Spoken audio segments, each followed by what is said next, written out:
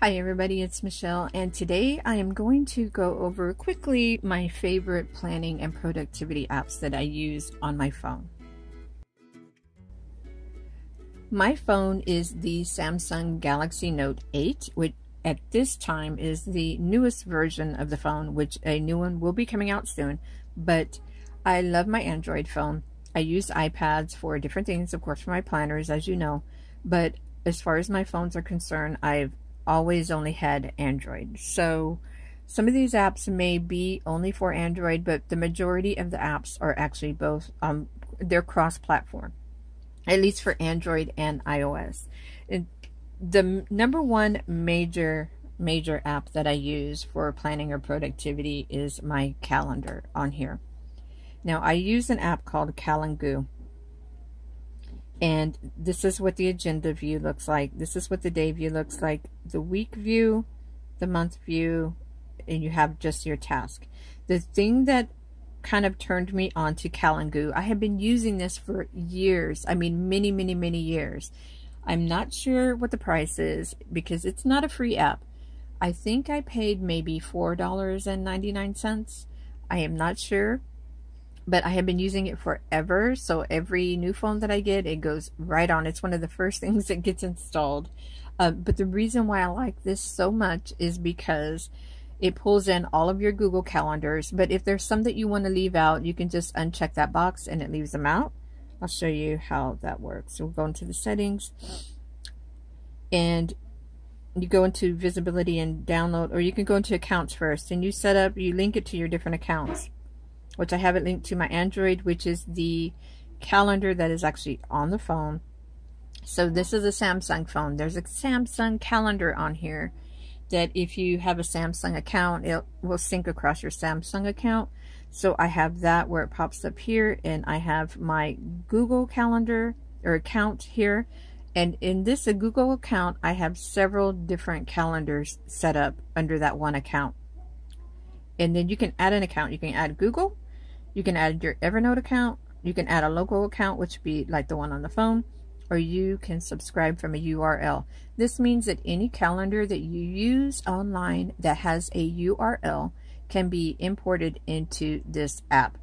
So things such as Trello, where your Trello boards can have their own URL calendar. If you're putting due dates on things, you can pull all of that into this one app and have it all in one place. There are other calendars that are the same. I imagine like maybe some things with Slack or Asana that you can pull that into here. So this is what is fantastic about this. I will note that right here, this is actually my Evernote account that's pulled in there. Now, when you pull in your Evernote account, it doesn't just pop up all of your notes. A note will pop up on the agenda for that day if you have a reminder set for that day, and it stays on that day, and it will stay on your agenda until you clear that reminder off, and then it kind of disappears from here. Of course, it stays in your Evernote, but it disappears from this app. Look at all of these options, and you have all of these options and things that you can set up to customize this app for all of your different views. You can go into your task view, into your the weekly view, the agenda view, and set each thing up the way that you want to see it on the app. The tasks are separate. You need to make sure that you link your Google account separately for the task. So you can have all of your calendar events and your task from Google all in the one app. And it will all show up, on your agenda right here.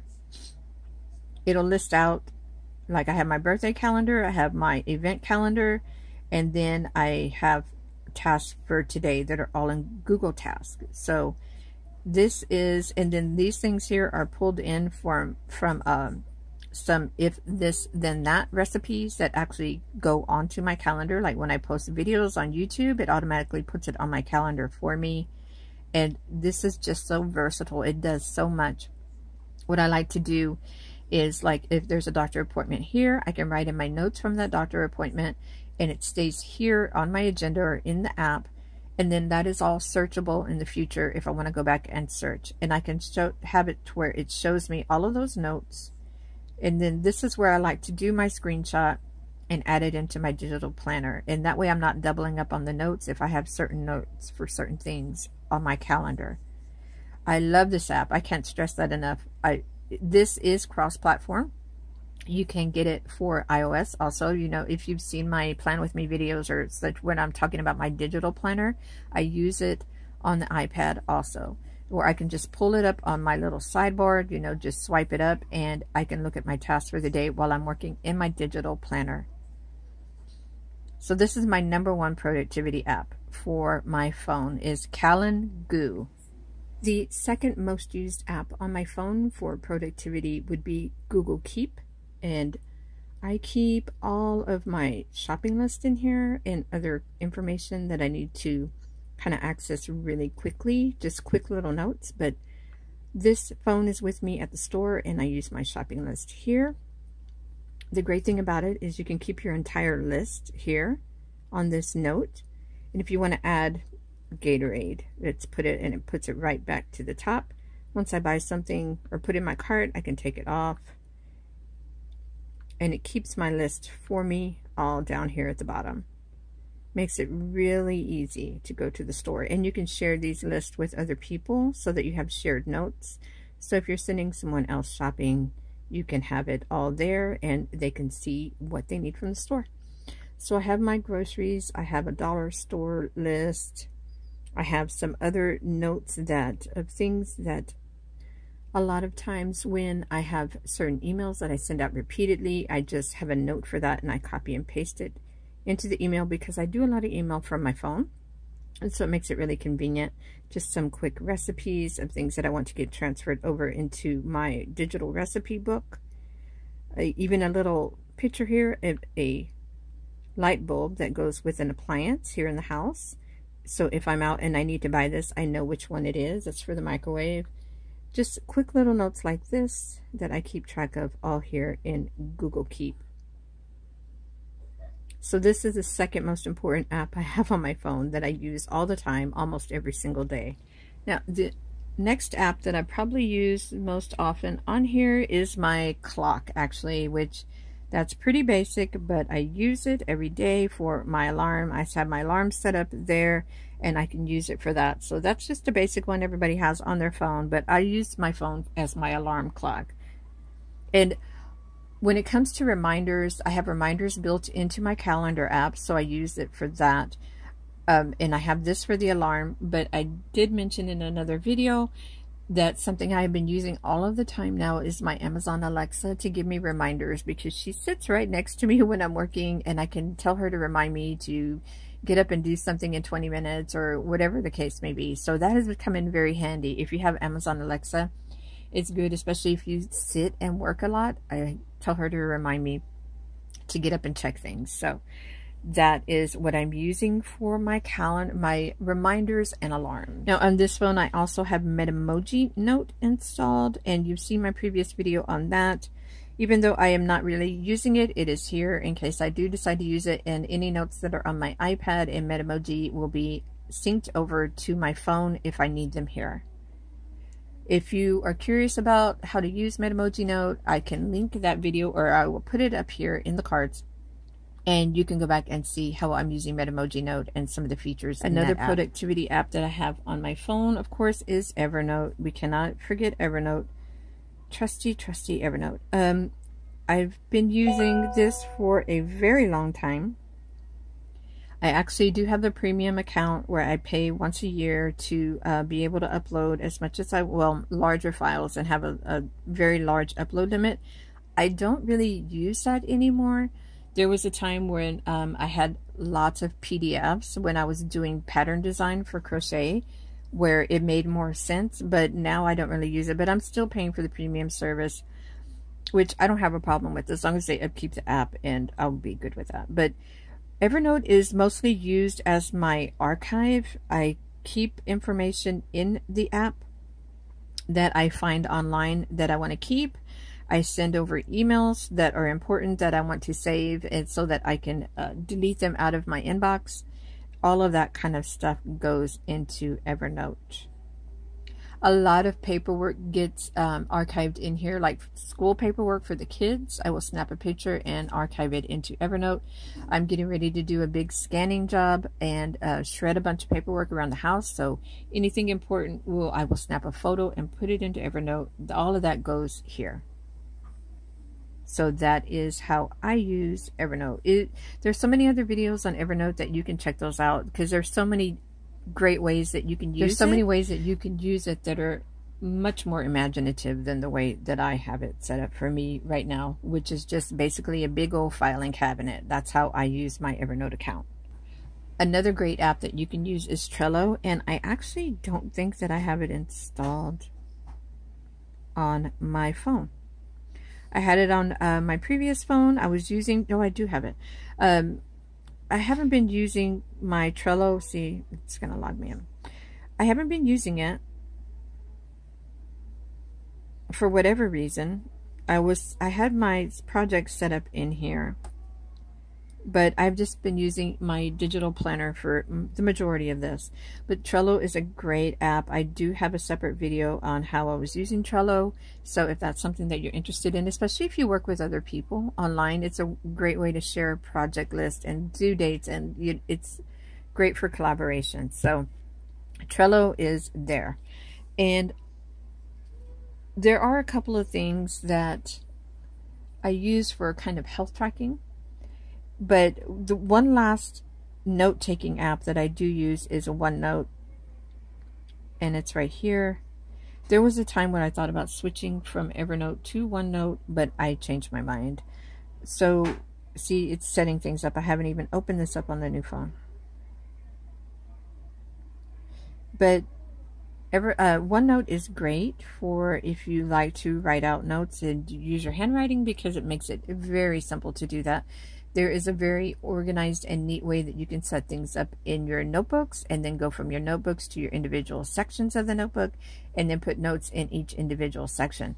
So you can set it up however you want, where it makes sense to you. That is the fantastic thing about OneNote. And of course, it all syncs with all of your Microsoft, and if you pay for the account with all the extra storage, you can have all your notebooks there. Everything syncs over the cloud. And OneNote is, of course, on Android, iOS, it's on your PC, it's on all your Windows phones, it's everywhere. OneNote can be used on any platform. So that is a major advantage for OneNote. Now, the last thing that I kind of do on my phone is health tracking, and I will show you. I'm not going to open this up, but I use, of course, my Fitbit app that goes along with my Fitbit to keep track of my steps, and you can keep track of your weight and all of those different types of things, also, and your sleep in the Fitbit app if you have a Fitbit. The other thing that I keep track of is this with the Carb Manager. I can keep all of my food logs in there, everything I eat each day, keep track of all the macros, all of that can go in the Carb Manager. I haven't been doing that so much. I used to do it when I first started over with my keto diet, and I will probably be switching back to using that so I can really keep a good track every day. I have been keeping track of that on paper and in my digital planner, but I think I will be switching back to this. Let me show you. I will show you this for today. I'll show you what it looks like. I don't have anything in here.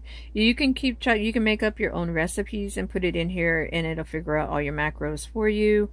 So that's a nice feature. And see, it'll keep your food log for the entire day with all of your counting your macros for you each day. You can also put your weight in here and keep track of all of that here. You can keep track of your steps here. This will sync with your Fitbit, so it can pull that information over into this app. You can keep track of your water intake. So this is a really nice app. I did pay for the premium service so that you get access to the extra recipes. And I think I had to do premium in order for it to sync with my Fitbit.